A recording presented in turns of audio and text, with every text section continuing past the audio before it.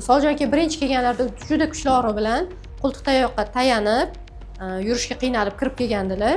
Soljon aka, bugun nechinchi kun lecheniyamiz? Bugun 9-kun. 9-chi lecheniyani oldingiz. Birinchi kun kelganda qanaqa keluvdingiz, eslaysizmi? Qo'ltiq tayoqda keluvdingiz.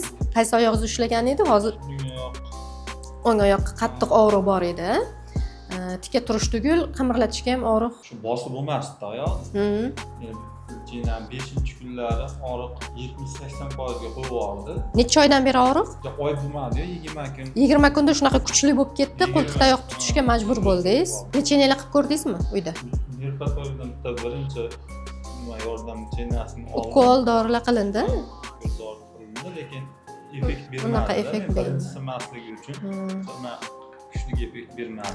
Mana 8-kunda og'riq yo'q emas, og'riq bor-u, lekin yurishlari mana emin erkin, alhamdulillah, qo'ltiq tayoqni tashadilar. 3ta kurs davo muolajasini tavsiya qilganmiz. Ahvollariga qaraymiz. 3-kurs davolash muolajasi qachon bo'lishini. Grijalariga keladigan bo'lsak, so'riladigan grija bor. Hali uni ham MRTda natijasini ko'ramiz va xursand qilamiz, xudo xohlasa.